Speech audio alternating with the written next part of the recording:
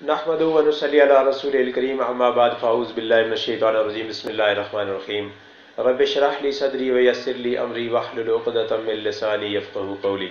आमिर नज़ीर आपकी खिदमत में हाजिर है। बहुत कम वक्त लेकर आपका एक छोटे से दो पैगाम है, मैं आप लोगों की खिदमत में अर्ज़ करना चाहूँगा। एक है जो फेक इन्फॉर्मेशंस हमारे दीन के मुतालिक इंटरनेट के ऊपर वायरल होती रहती हैं 24 घंटे। ये लोग कौन करते हैं, ये लोग कौन हैं और ये क्या करते हैं, इनके मकसद क्या है। मैं आपको छोटी सी मिसाल दे देता हूँ आपको। ये इन्फॉर्मेशंस जब हम छोटे छोटे थे तो ये तब से ये इन्फॉर्मेशन जो है ये हमारे पास आती रहती थी। उस वक़्त चूँकि सोशल मीडिया और मोबाइलों वगैरह का दौर नहीं था, प्रिंट मीडिया का दौर था, तो प्रिंट फॉर्मेट में हमारे पास अक्सर औकात कुछ पर्चे आते थे। उसके ऊपर मैं एक मिसाल देता हूँ, एक पर्चे की मिसाल देता हूँ। बहुत सारी चीज़ें आती थी जिसको हम अपने मुआशरे में डिस्कस करते रहते थे। एक पर्चा आता था, उसके ऊपर लिखा होता था कि मदीना मुनव्वरा के शेख अहमद साहब है, पता नहीं उसका नाम दर्ज नहीं होता था, उसके ऊपर यही लिखा होता था कि शेख अहमद साहब को मदीना मुनव्वरा में ख्वाब आया है और उन्होंने देखा है कि ख्वाब में हुजूर सल्लल्लाहु अलैहि वसल्लम से उनकी मुलाकात हुई है। हुजूर सल्लल्लाहु अलैहि वसल्लम आए हैं, उन्होंने उस शेख अहमद साहब को कहा है कि तुम ये मेरा पैगाम पूरी उम्मत तक पहुंचा दो। तो ये जो पर्चा आपके हाथ में ये शेख अहमद साहब की तरफ से है। वो कहते हैं कि जी इस वक्त जो उम्मत मुस्लिमा है वो बहुत सारे गुनाहों में वो है इन्वॉल्व हो गई है और बहुत सारे गुनाह सरजद हो रहे हैं, उनसे गाफिल हो गए कुरान पाक से, नमाज की तरफ रुजू नहीं करते, मस्जिद में नहीं आते, मसाजिद में जुमा की नमाजें अदा नहीं करते। इसी तरह इबादत के अंदर मुसलमानों की गफलत का उसके अंदर दर्ज होता था। और फिर आखिर में ये लिखा होता था कि ये जो बंदा इस पर्चे को पढ़कर इसके 50 पर्चे तकसीम करवाएगा उसको जनाब इतने इतने दराजात मिलेंगे और उसको ये सवाब मिलेगा और उसके घर में बरकत आएगी, खुशहाली आएगी, उसके घर से रिज्क ख़त्म नहीं होगा।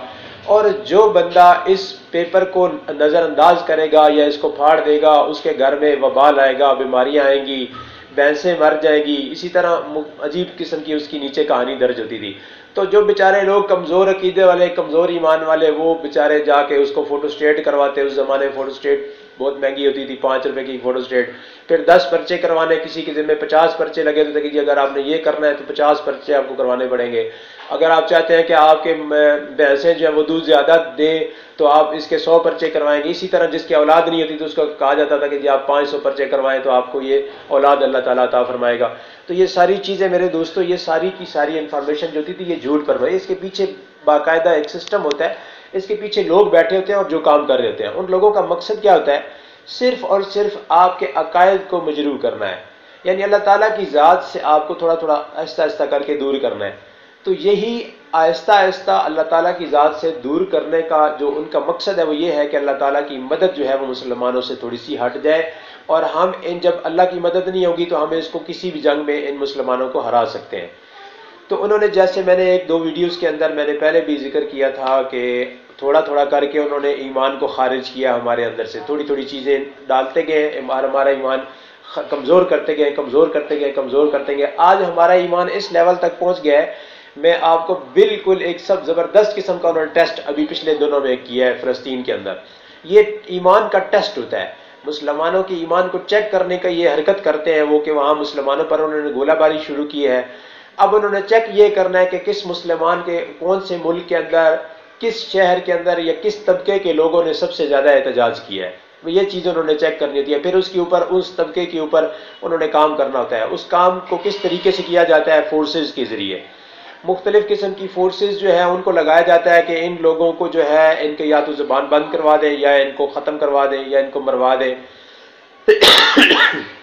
ये जो टारगेट किलिंग होती है ये यही चीज़ है।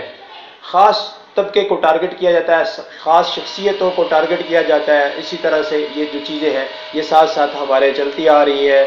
लेकिन उनको ये एक बात हमेशा से याद रखनी होगी कि इस्लाम की फितरत में कुदरत ने लचक दी है, इस्लाम की फितरत में कुदरत ने लचक दी है, उतना ही ये उभरेगा जितना के दबा दोगे।